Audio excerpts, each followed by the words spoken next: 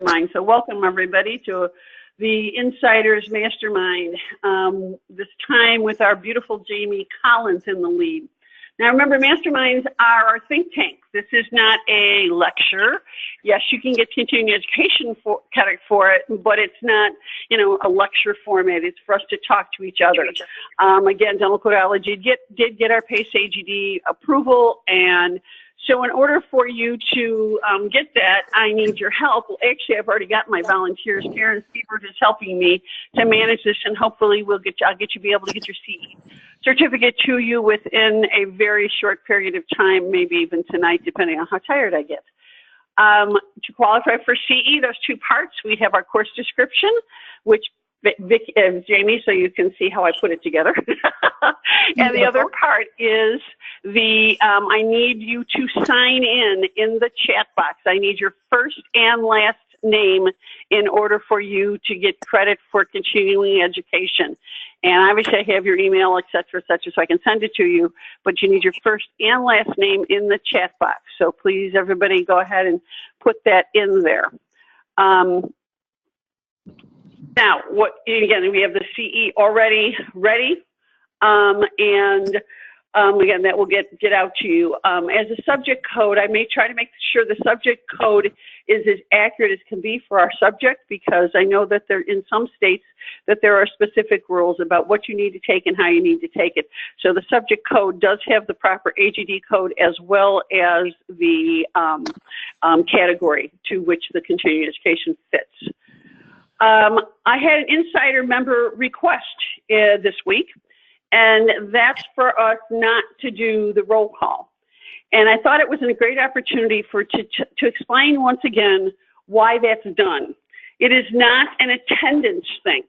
It is a matter of, I want every single one of you here to realize your voice counts and it's important. And I want it to be heard, even if it's just to say hi.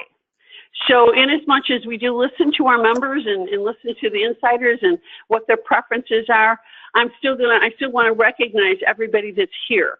So rather than going down the list on here for people that aren't here at this point, all that, I'm going to use the sign-in thing, because at this point we have about 21 people signed in. We have double that have signed up for this evening.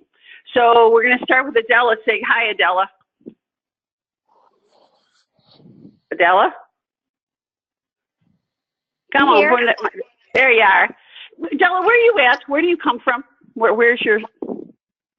I'm from Florida. You're Florida, okay. That's what I thought. Carol, thank you. Originally, I was born in Central America. I thought so. I thought there was something else that was going on. There you go. Carol, say hi, Carol. Hi, everyone. Thanks for being. Was that Carol Roselle? Okay, Krista. That was me. Okay, Krista. Hey, hello. Krista. There you are.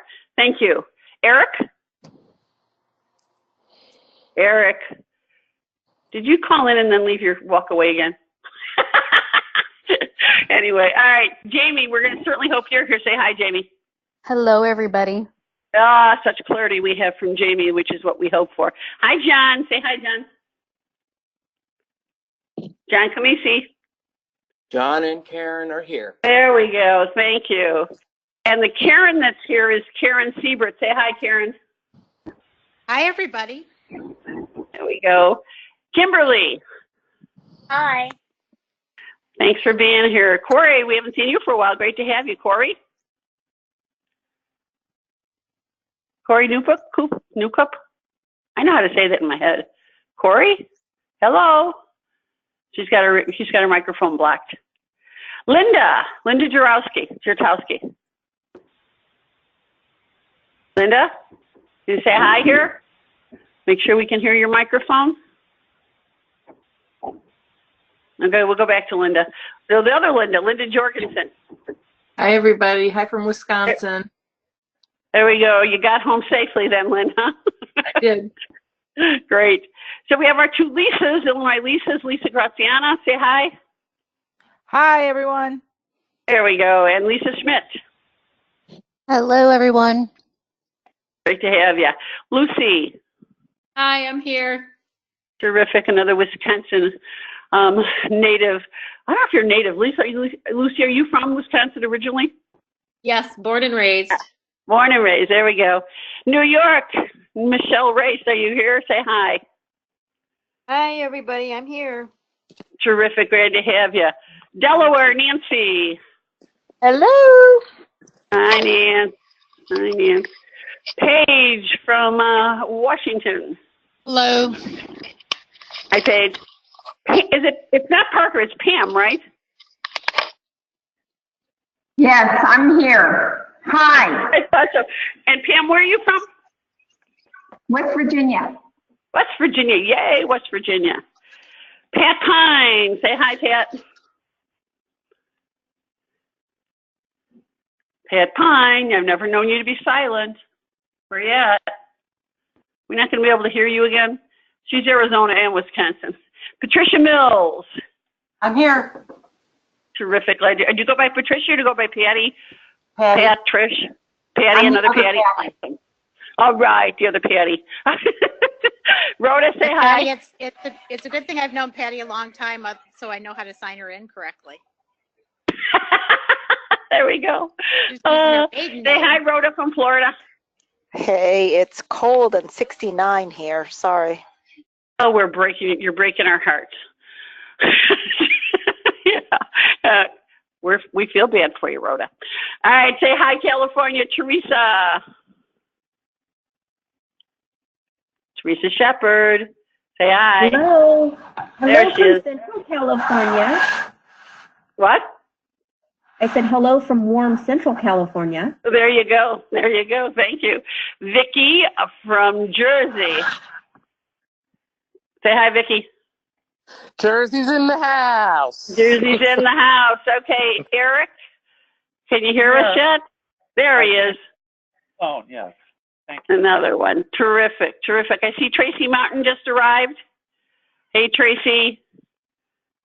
And Linda Jerchowski, have you gotten through on your microphone yet? Not yet? Okay, well, again, you need to put your name, your first and last name, in the Dropbox if you want to get continuing education credit for this evening.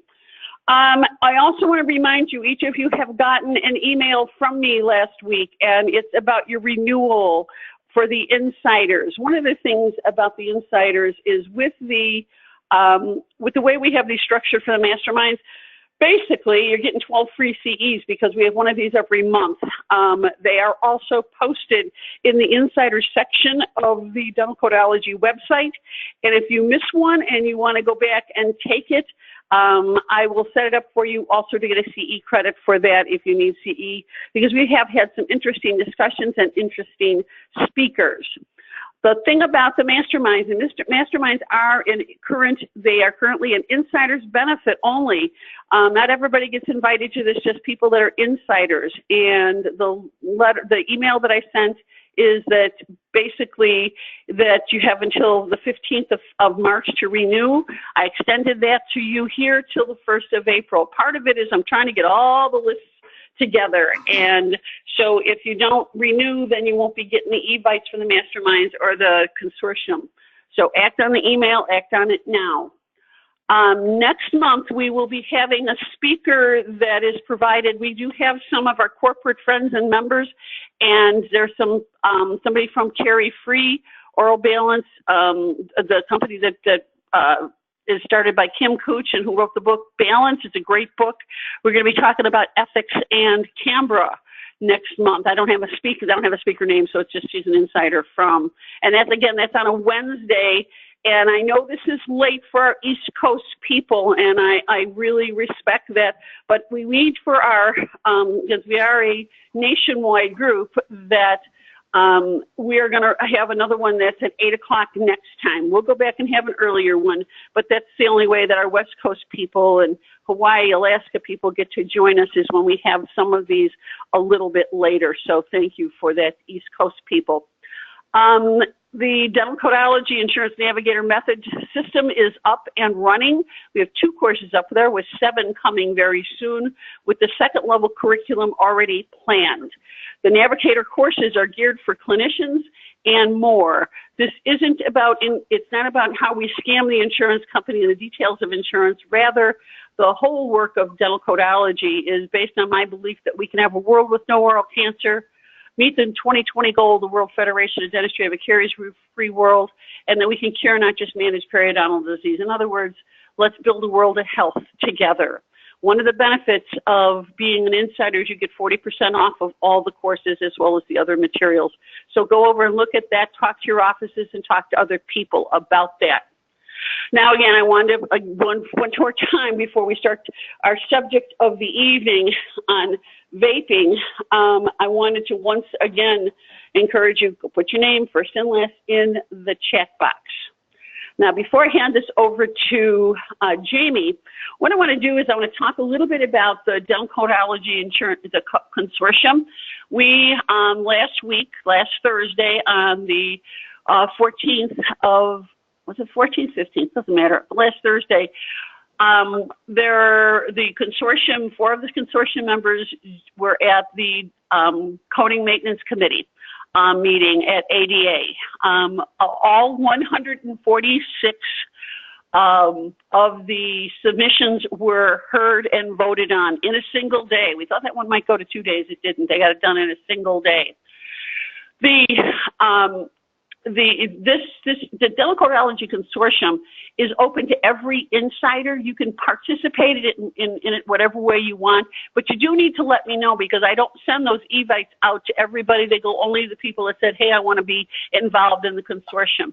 The consortium we have a lot of goals, and our mission is very clear, and that's to influence the direction of all coding. Our next meeting is on Sunday, the 4th of April.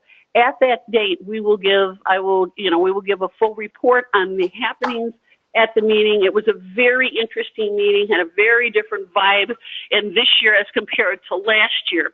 And what we're going to also be doing immediately at that meeting is beginning to plan our next submissions that need to be in by November 1st of this year. And the reason why that's important to understand is this is not a one and done, oh, now we can relax for a few months, because we really can't. The way the coding cycle is that every year they're updated, and that's supposed to be able to meet the needs of technology and a changing arena that we are all working in. And in order for a submission to be heard at the coding committee, it has to be into the ADA office by November 1st of the preceding year. It's voted on in March, and if it isn't acted, it goes into place in the next year. So what I'm talking about is we need to start working in April of 19 to get our submissions in to be voted in March of 20, so that they go into the book in 2021. Now you got to really think out there a bit more than we often do, so it's an ongoing thing. The submissions that we submitted, that we put in this year, all 17 of them were heard. None of them passed in the way that we had hoped, but we made a lot of good progress. There's a lot of great networking. The one that has to do, and this is kind of one of the most exciting ones that did occur, this is one of the submissions that we put in, and that was to change the tobacco counseling to change the wording of it, to include counseling for services that may include other types of drugs and other things that people ingest and use. I mean, and it's general in a way. And we thought it made sense when we submitted it to add it to the, and we just reworked the tobacco counseling code that already existed. Well, what happened is the results, I have bad news and good news. The bad news is that it didn't get accepted that way. Although that's actually not bad news, because the good news is that it was decided at the committee is that by the change in the language that we were suggesting, and I'm going to go back so you can look at it, because those of you who haven't been actively involved, this can be confusing otherwise, is that they felt that it muddled up the definition of tobacco counseling, and that's such an important part of a service that we can offer within our practice. They felt that we needed to keep the tobacco counseling code as it was. What they said was needed was a brand new code. So it's from the work of our group that we're going to have, hopefully, it'll pass next year, a brand new code. Now, it's always about who joins with you in your advocacy, and the group that joined and was very, very vocal about the need for this was the American Association for Public Health Dentistry. The Sharon, the representative from that group, did not want to let this go. Now, the reason why that's important is that we, as the consortium, can be there as guests at the meeting, and we can give testimony, and they let us talk and do our thing. Yet we're not voting members, so of course we don't have the same voice at the meeting. And so when Sharon from AAPHD picked up the ball, it was very exciting, because she was really, really wanted this new code to be created for right now so that we could start using it in 2020. She did not prevail, because what happened is that the committee decided, they're doing committee work, they're trying to do all kinds of word chopping up, and that's always a more difficult thing to do in a group like that, so it was sent back. But what that means is we will work as a coalition with PhD, as well as AGD, as well as some other people that we talked to, work on these things together. Because as she said so clearly, we really do have a public health crisis. I think the only other one that's on the call tonight that was at that meeting with me was Linda Jorgensen. Anything you have to add to that, Linda Jorgensen, or anything about your first experience with going to the codes meeting? It was awesome, amazing. I want to go back. I wish it was tomorrow. No, really, I learned so much about the processes, and it gave me a whole lot of ideas about how to speak to them and what they need if they're going to actually act on something that we bring to them. So yeah, I got ideas. Yeah, I mean, it was really good. We had some really good connections that we made. And just to give you a little tease, and maybe make more of you want to come to our April 7th meeting, is I had someone in a rather powerful position from ADA talk to me about the importance of national licensure. I think I'll just leave that one right there. Come on to the meeting. We'll explain more about what's going on. A lot of it has to do with teledentistry and more. The thing is that should vaping be included? Where does vaping fit into this? Now, in our position, in our submission, we didn't actually talk about vaping. And that's why this subject tonight is so very important, because I believe probably all of us are dealing with it or not dealing with it, and maybe are unaware of it, or we're aware of it, or we don't know what to do, we don't know what to say. And that's why when Jamie proposed this subject, I thought it was such a great opportunity for all of us to get together and talk about it.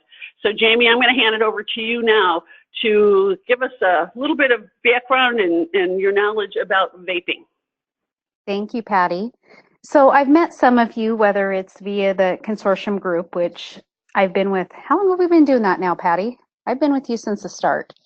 Yeah, we're 3 years, 3.5 years, something like that. It seems like it. So been part of that with Patty and have been given the opportunity to do this tonight. Vaping is a subject I've done a couple articles on that have been published in RDH, specifically more towards the realm of how it's affecting the kids, the young people, and the trends that we're seeing. My email is down there. Let's go to the next slide, Patty. Easy for you to say. Sorry about that. Didn't want to go. So according to the FDA, statistically in 2018, there's roughly 10.8 million adult users. Half of those, or a little over half of those, are under the age of 35. 3.62 million teens are current users. That equals out to be about 1 in 5. Statistically, according to the Surgeon General, 1 in 5 high schoolers have used or currently use vape products. The user increased 78% in a year between 2017 and 2018 among high school age students. So we're looking at 11.7% to about 20.8%. Middle schooler use is 48%, 3.3 up to 4.9% of middle schoolers. I have a daughter who's 13 and in 7th grade, and she came home a couple weeks ago and said they busted a kid for vaping in the bathroom at her school. Now, mind you, we live in a little tiny town. The town itself and all the surrounding area is about 6,500 people. The school's pretty small. And she's telling me about kids that have shown them off on the bus, kids that have them at school. So it's very, very prevalent. And as a mom, it's something that I look at and go, ooh. And then I see it with kids, and I see it with kids in practice. And, you know, when they would smoke, it's easy to tell. You can see the telltale stain. You can see the, usually smell them when they walk through the door, the odor of cigarettes. It's harder to identify now. And it's something that is really targeted towards our youth in the aspects of it doesn't smell, it's cool and trendy, and we've got great flavors. So let's go to the next one, Patty. What I found through researching all this is we really don't know the long-term effects. And that's the key. There's always a new news story. A big one that came out about within the past year is popcorn lung. It really seems to affect the alveolar sacs in the lungs of especially teenagers. And it's so widely unregulated onto the ingredients of what we're finding in them. They have everything from the organic compounds, obviously the nicotine, which in some studies has said one cartridge of the vapor liquid has about as much nicotine as up to 20 cigarettes. And then the cancer-causing chemicals you'll find in them as well. They've also been noted to have the heavy metals and nickel, tin, lead, and then the flavoring that they use is a diactyl, which is a chemical that's linked to the serious lung disease. And again, what they're finding with the popcorn lung, or they think that's the cause of it. And so these are heated up, they're formed in aerosol, they ingest them, and again, it's so new, we're not knowing the long-term effects of it and what's happening to these people as they smoke for 10, 20 years using the vaping compounds. Let's go to the next one, Patty.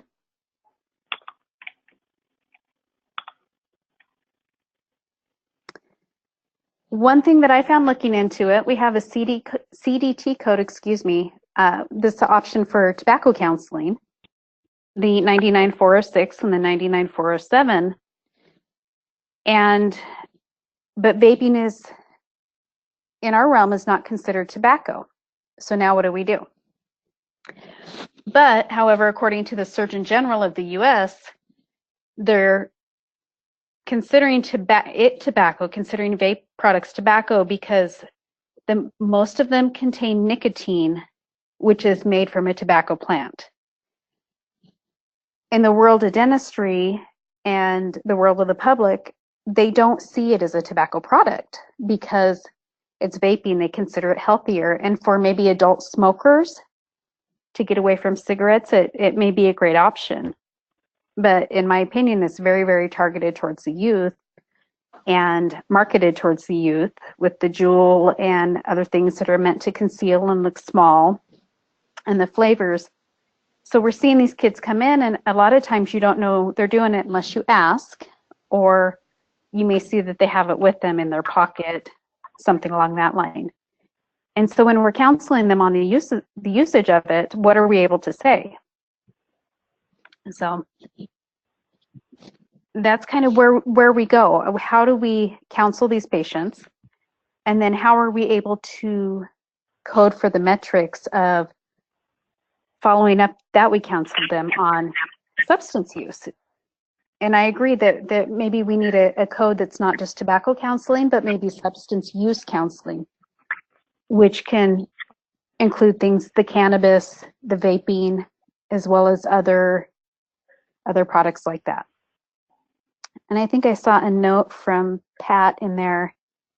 Who owns the companies that produce these vaping products? That is a really good question, Pat. There's so many various companies that do it and manufacture. Some of these vaping stores also will custom mix on site for their customers.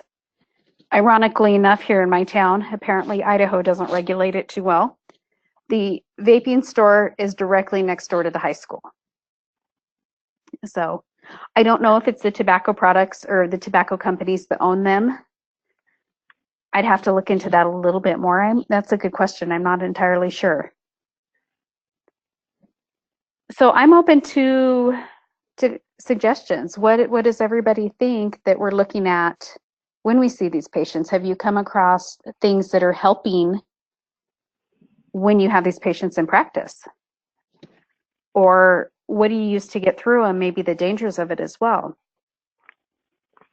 There is a fantastic site the Surgeon General has up that has all kinds of information. It's called Know the Risks, and it's a e-cigarettes.surgeongeneral.gov, and it's a great resource to look at or to direct your patients to as well. What is their official position at this point? Have they taken one? They have taken one in the aspect of it, and there's actually a letter in there as well as from the Surgeon General, that it's definitely unhealthy, especially for under the ages of 25, and because they're finding slower brain patterns when they do them with the teens that vape, as well as the higher addiction risk, because the amount of nicotine in a vape cartridge versus cigarettes is so much drastically higher. The risk of addiction is they say is an increased risk.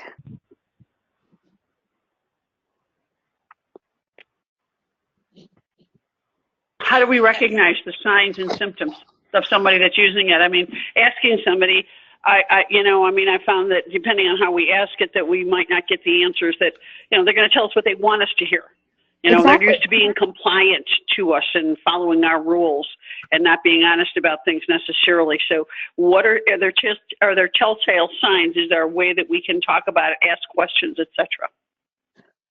Clinically, I have seen signs of the chemical burn or the stomatitis as well with patients, because I'll ask them, do you smoke? Nope.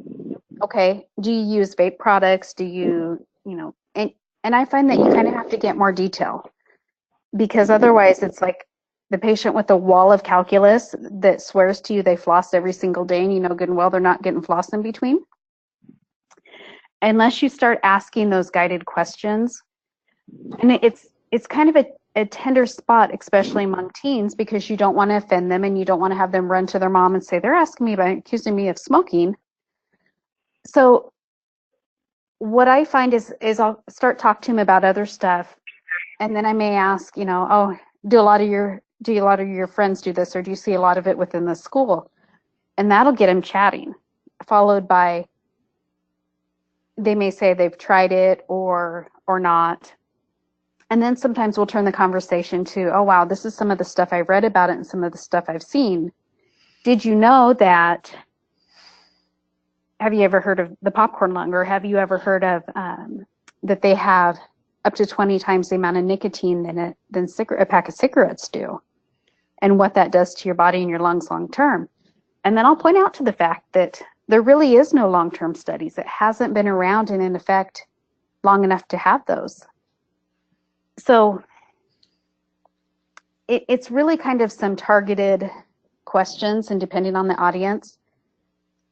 And I don't like that I can't easily identify it by the odor or the appearance that you'll get, like you will with tobacco stain, because you know right offhand if they're doing it half the time. Can you expand a little bit on popcorn lung?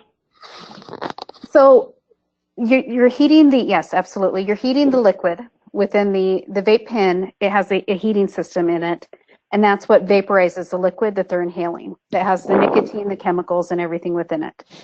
And there has been instances that they're finding that it's the hot chemicals ingested into the lungs versus just something they're breathing in. But the heated chemical is damaging the alveolar sacs and the bronchioles of the lung. So it's actually bursting. So basically then they're getting fluid in the lung, but it's bursting the sacs in the lung. There's been a couple pretty well documented incidents of those as well. There's been topics of, like I said, the nicotine, and even the pins will, the heating element within them, or the battery element, explode. And there's burns. There was a few months ago, I believe, a story in the news that a gentleman out of Texas, his vape pen exploded, and somehow, I don't know, I didn't read the full story what it did, but it actually killed him. And it's been the first fatality noted in the U.S. in regards to it. And I'm sure, obviously it's extremely rare when you look at the millions of people that use the devices. But it will, you can have that, or they can overheat and catch fire as well. The battery within them, because they use a battery to heat the liquid to create the mist that they're going to inhale. Jamie, it's Carol Roselle. Hello, Has the Carol. American Lung Association taken a stand on this? I think it's been very well targeted. I haven't seen the Lung Association take a stand on it yet that I saw last time that I had looked. The American Academy of Pediatrics has warned against it. And there are the Surgeon General stand, the FDA went after the company Juul that would sell them, and they were really, really targeted them toward being able to conceal it. It's small. The devices are about the size of a USB drive. Mm-hmm. So kids, they're slipping them into their backpacks or slipping them into their pockets, and it really does. They really do look similar to a USB drive. And the FDA cracked down on them, and some of these companies that are producing them saying they need to change their packaging and their marketing, or they're going to be hit with fines or shut down, because it's so closely targeted towards kids. Wow. So it's something that I would love to know the changes that they're making. I haven't seen a lot of them targeted. When I've been in our local convenience store here, they still are showing them right there. Same thing. Let's see, Pat. Pat, you are just full of information today. William Brown of Fort Worth, Texas, died last month after a vape pen suddenly burst. Oh, it severed his carotid artery. Ooh. Pat Pine, can you talk? Can we hear your voice?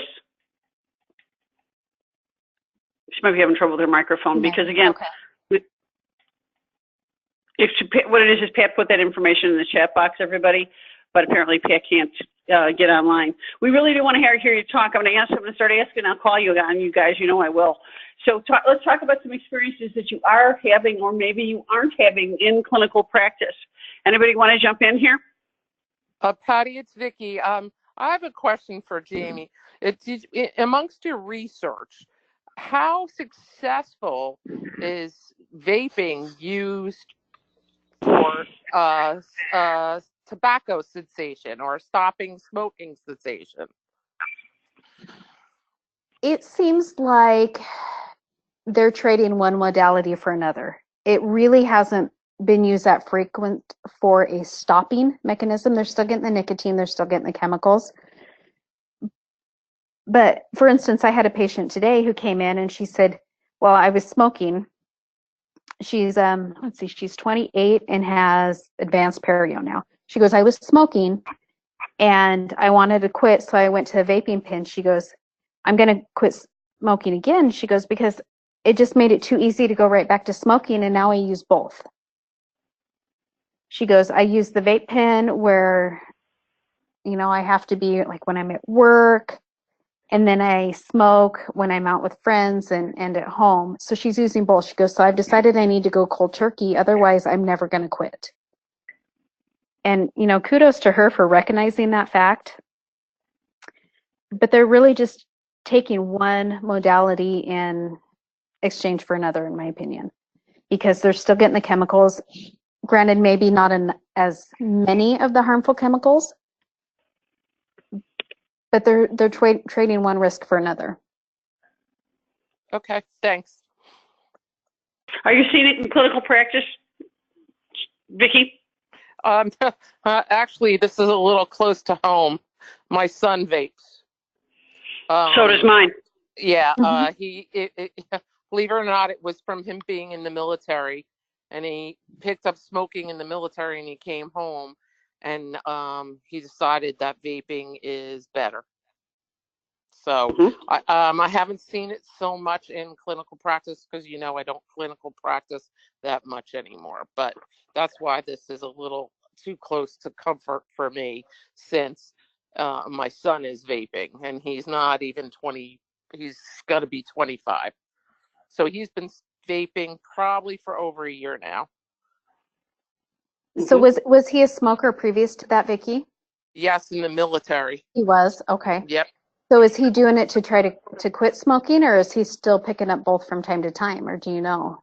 I don't really know, but he says no. He says he only vapes. But those vapes, I have to tell you, the smell is unbelievably pleasant. It is. Oh, it's unbelievable. It's like an air freshener. He comes in, you almost don't even smell it. Like you said, it's so, you know, if I was a clinician, it would make me crazy because like you said, you don't even smell it when compared to a regular smoker. You know, Well, you don't smell it, and then the other thing they find is they flavor the liquids. So the kids are out getting, or whoever it is, they make them a pleasant flavor. So it's, you know, blue raspberry or pina colada or orange creamsicle. I mean, they make them all flavored, and that's what really appeals to so many people. Right. Exactly. I mean, it smelled great to me. I was like, wow, yeah. That's really nice. And the social acceptance of it and the trend of it, because for kids, smoking kind of had become, it was going down. The incidence of smoking was declining over the years because socially, the kids were kind of tabooed for the odor, the taste wasn't appealing. And now the use of vaping products has become trendy. People like it. They're cool to do. You hang out with your friends and you exchange pass them around and what tastes great without realizing what the implications are or potentially could be. Agreed. Has anybody read or seen any correlation between the head and neck oral cancer incidence and any relationship to this? Because the statistics have been showing that even with the drop in use of tobacco, the oral cancer rates are still continuing to go up. And the greatest attribution that I've read this far has been HPV. Yet, is there an aspect of vaping also coming into it, or have anybody read any studies or read anything about anything like that at this point? So, Patty, I was looking into that as well, and they're more correlating it to the HPV. But on the other hand, again, we don't know the long-term effects. Vaping hasn't been around and really been, in the spotlight for that long. So we don't know the long-term effects or how long that may or the contributing factors to it. I really didn't find really any studies to that realm. Yeah. This is Linda. I think we're going to find out that there are some risks associated with vaping. Lighting things on fire or electronically heating them up and then inhaling them. So I think that evidence is going to come. We don't have all of it now. I haven't read anything about cancers or throat cancers, anything like that with vaping, but it might be early. Honestly, I don't expect there to be a connection. But there are enough dangers associated with vaping that I think we can educate our patients about them, because they're harmless. They think that it's not smoke, it's not tobacco smoke, but it is an addictive drug. It's nicotine, and it's highly addictive, so you can get hooked on it. I think those little bottles of squirt bottles of juice that you put into the what do you call it, the pipe or whatever, those are extremely dangerous because it's highly concentrated nicotine in those bottles. It's dangerous to have around children. And it's it's combustible as well. Is it combustible? I'm thinking of if a child, especially if they get a whiff of it and they think it smells good or might taste good, and you know how kids are, they get into everything. And if they, I mean, they can, it's probably enough to kill a child, those little tiny bottles. So that's a concern that I have. And I would always, you know, if I know that whoever it is that's using the vaping pipe and devices lives with little children around, just to caution them, you know, that make sure you keep this away from, really protect your child from the exposure to it. I wanted to say too that in Wisconsin, I don't think it oh shoot, I'm not sure. Anyway, there was a proposal to treat vaping products the same way and not allow it in bars and restaurants, even though there's no literal secondhand smoke. But they decided that they didn't want to encourage. Anyway, they either passed it or proposed it to treat vaping products the same way they treat tobacco, limit who can buy it, minimum age, and all that kind of stuff, and then enforce it with fines and all that kind of stuff. So, yeah, we're going to learn as we go along just how what the risks are. And the FDA is recommending or trying to regulate that you cannot sell it to people under 18 because of the nicotine to it. But, you know, very widely it happens. It happens just like, you know, everything else, alcohol, cigarettes, whatever it may be. And do we know that it's not necessarily, there's no secondhand risk? We don't know. I mean, people are breathing it out, and people who wouldn't smoke cigarettes in front of their young kids in the car, I see rolling down the road all the time, vaping with the windows up with kids in the car. Well, they're taking their opioids. Hello. Exactly. I'm trying to formulate something here because I was dealing with it so much on a personal basis today, where I was at a physician's office, and what we were looking at is, are we treating the symptoms of a health issue I have? Or are we treating the symptoms of a fix to a health problem, which is medication? Is the medication causing the things that we're now treating? I guess what I'm trying to get to here and get my head around this whole thing, whether it's vaping, whether it's opioids, whether it's alcohol, whether it's cannabis, is it our schizo way that we look at these things, that these are okay as long as they're prescribed over here and these ones aren't? And this is, I think we have some kind of a screwed up way that we look at all of those things. And I said that to be controversial, so jump in, anybody. And you know, Patty, it may work well for some people in the aspect of quitting smoking, which is really what they said they targeted it for initially, is to help those smokers quit. And maybe it's a better aspect for that for them. Maybe, you know, life choice it is. And again, however, on the flip side, I think it's bringing our younger population, or those people who would never have smoked, to begin taking up vaping. We also have a comment from Lucy Conrad about the increase of caries risk. Yeah, I listened to a CE that the ADHA put on, and they were talking about some of the liquids contain sucrose and glycerin, and aqueous glycerin that can cause cavities also. And they did say they originally were made for smoking cessation, and apparently it works for about 10% of the people that try it, but it's created this whole other problem. It has. It has. Yeah. Create a whole other market. It does, and the FDA has yet to regulate what can be in the products. So it's a wide open market. Like I said, they're finding traces of the heavy metals in them. They're finding traces of Lord only knows what's in them, because it's not a regulated market in that aspect. They don't limit how much nicotine can be in a bottle of juice. They don't regulate. There's no maximums on stuff. There's no regulation like there is on other products that we have in the U.S. So I've heard that the FDA is looking at more regulations or trying to crack down on that, but it's still a wide open aspect. I've got this is Jeanette Miranda from South Dakota. I've got a question on the oral tissue. Are we seeing the vasoconstriction characteristics of vaping as we see with our patients that use tobacco use? Clinically, I think I've seen some. I know I've seen the stomatitis on the roof of the mouth as well for patients that exclusively vape.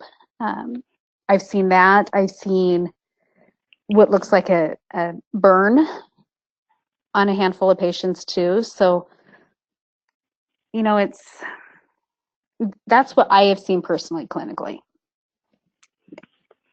You know, I'm definitely would love to know.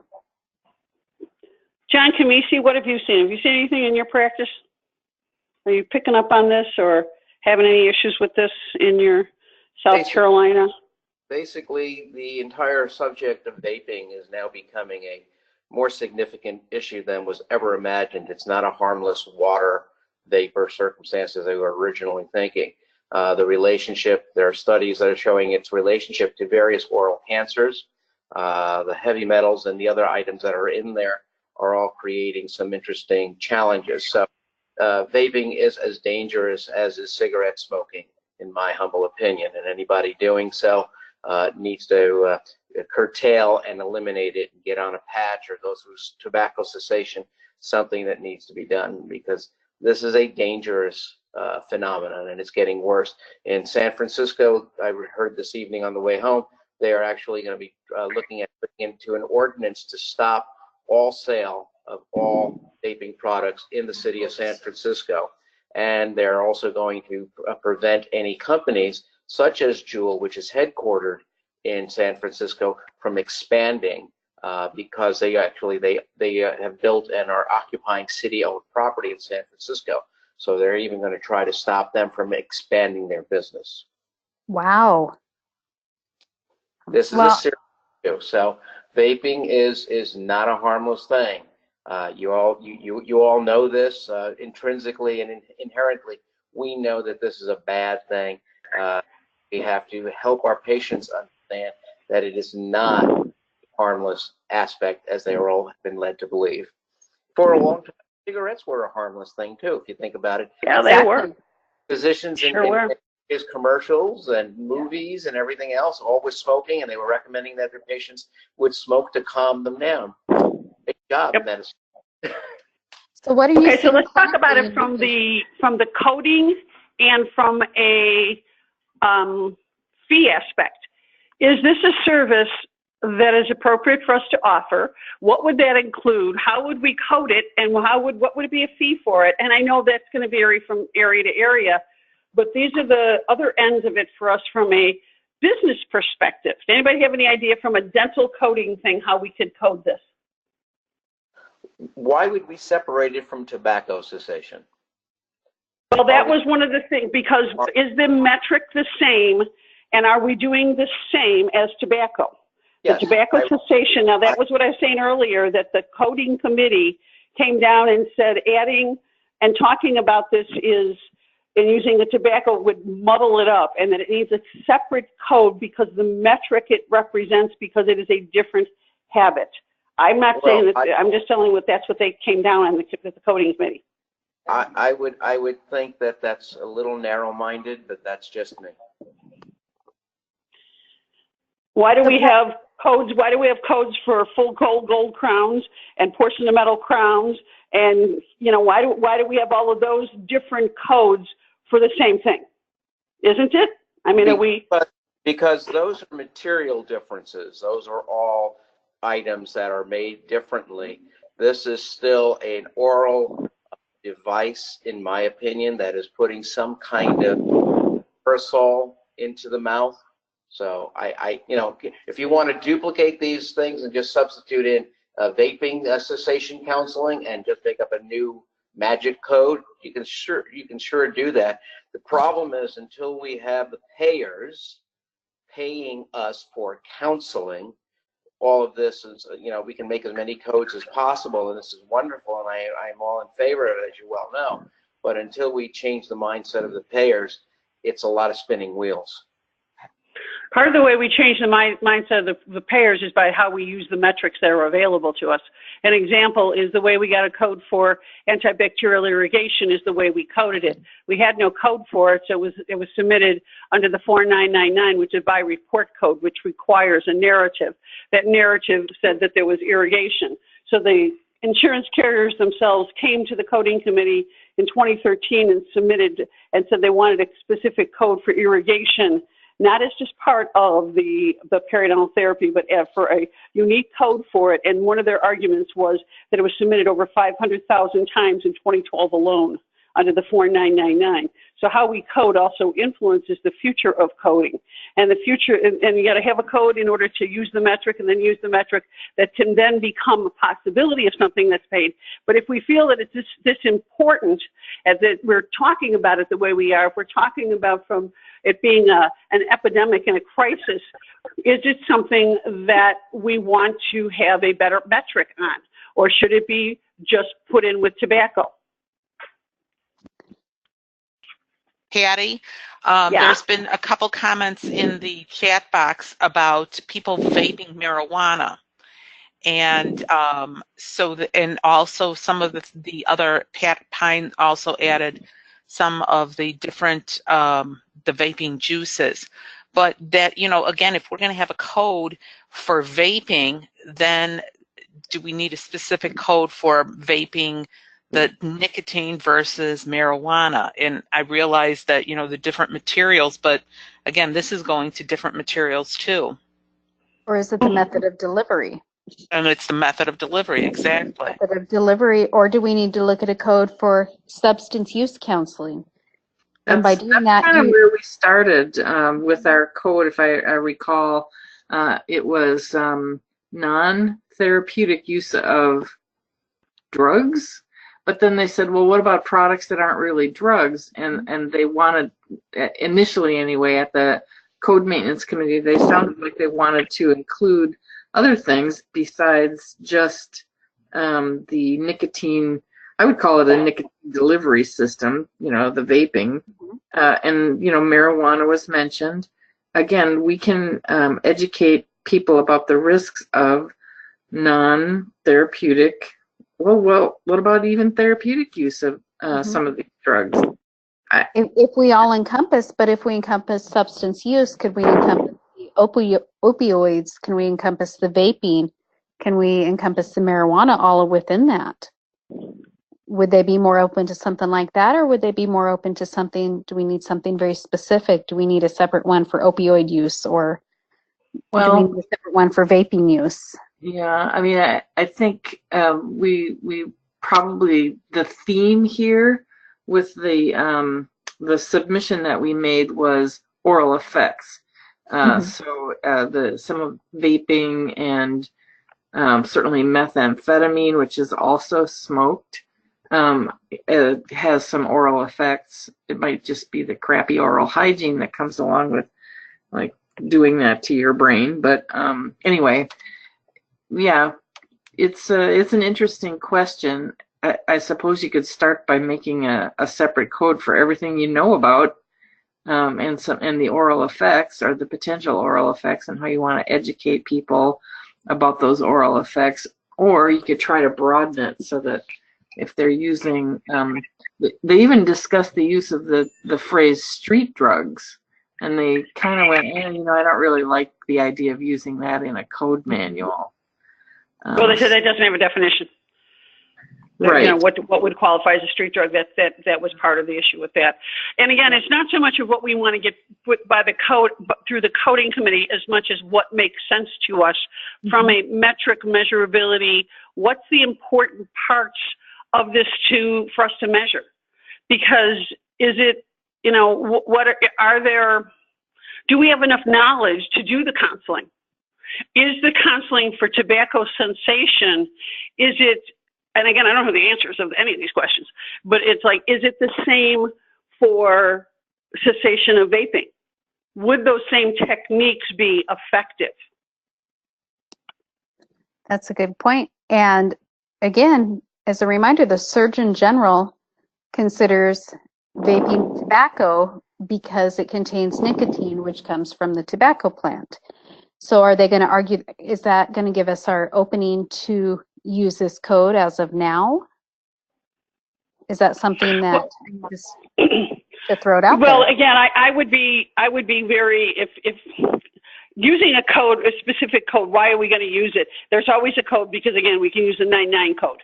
But Yes. Are we going to use the 99 code in the preventive section, in the perio section, in the carry section, in the general section? You know, what is the most accurate way to grasp this? And the question is, and again, John, you jump right in, is John said he didn't see that there was a reason necessarily to have a separate code, that it would be under this, it would fit under tobacco. Is that what you said, John?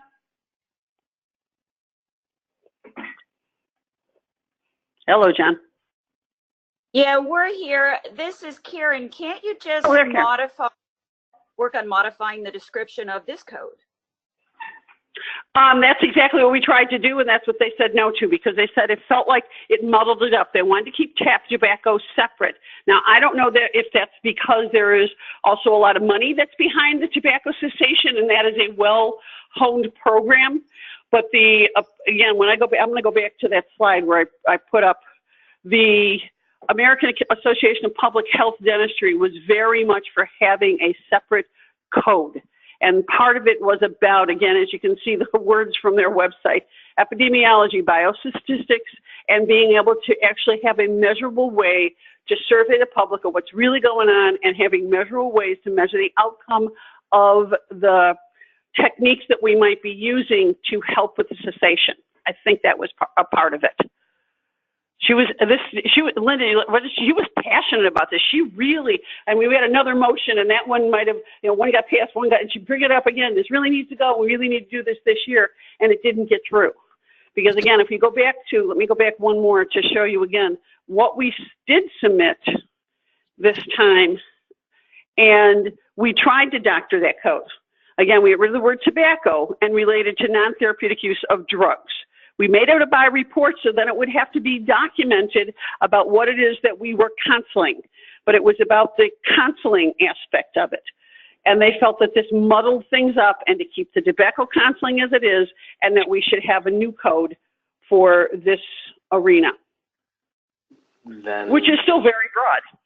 Then that's what you do. Then submit a new code using this description. That's probably, again, if they're concerned about muddying the water, then this with a new code number could clarify it for everybody. They could have their statistics and their overall dynamics to identify the trends, and then they can move it from there. So if that's what they want, then give it to them in their next coding session. Use the description. It makes, again, what you have there makes sense. It's unfortunate that they didn't have enough sense to use this and just create a new code this time through, but there you go. Yeah, it got to be too much arguing about the actual wording in it, and then it's like, then they'll take it off the table, which is what they did. Question, let me go back down to the question about a fee.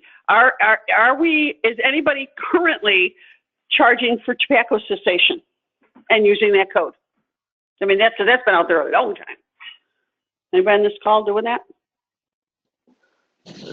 The biggest problem when you do this and there isn't a benefit, the patient may sometimes feel like they're being used for a fee. So again, the biggest challenge is, yes, we can have these codes and they're great. You have to be brave enough to stand behind your time, your skill, your knowledge, and your training. And that comes down to the dentist being able to feel comfortable and saying, okay, my time per hour is $250. My hygienist time per hour is $150. And base how much time you're doing in that capacity, whatever the numbers are for that particular office. That's, if you know what your hourly production need is, then you can determine by the 10-minute time period how much it's going to cost for a clinician, hygienist, doctor, et cetera, and so forth, to be able to do this kind of counseling. And that's how psychiatrists run it. That's how other people who don't have quote unquote do something for a living like we theoretically do. They use their knowledge and their time, and they charge per hour. Why don't we? That's a story that I've been fighting for years. We do have one of the codes that we have that way is case management. It's a case management thing, and it's for counseling, and it's actually a by-report code in 15-minute increments. It's probably the most like medical that we have. That would be something, a code that we could use now for this type of counseling. The question is that, let's go back to Jamie. Jamie, where can we get information, and where have you seen the resources, and can we get that together to send it to the people here? Because I think those of us that have chosen to sign in tonight, you know, obviously we have some interest here. So where do we go for help to learn more? So one of them, again, the ecigarettes.surgeongeneral.gov has a great resource you can give that has everything from downloadable Surgeon General advisory to the facts and the risks. And it's really, really targeted towards the young people. The FDA.gov lists quite a bit. And I put, I think I just sent it to just solely Vicki. Let me send it to everybody, or I'll post in the chat box. The Surgeon General one. The FDA, the Surgeon General, many states have a tobacco or something along that smoking cessation programs. I would say check with your state. You can check with the health departments. There's a wealth of information online. Those are ones, and email me. I am more than happy to share those with you as well. Lucy just said that ADHA has a CE on their website too. They do. Guys, you're supposed to talk here. Liz Grillo, I want you to say all these wonderful things you're saying in the chat box out loud next time, okay? Yes, ADHA, ADA has, I think ADA has one on there I found as well. I find that even just starting the conversation, and it doesn't have to be very, sometimes not even necessarily directed towards the patient. We have their undivided attention for an hour. We can talk about their families. We can talk about what you had for breakfast. Or you can bring up, hey, you know, I was attending this class, or I was reading this article about this, and did you know the kids are doing this? And information. And it may be for even a parent that has a kid that vapes, or a significant other, or friends. That conversation is going to go on. So I think that's a key element, even if we're not necessarily directing it right towards our patient. But if they're in that younger age category, or in that risk category to start up.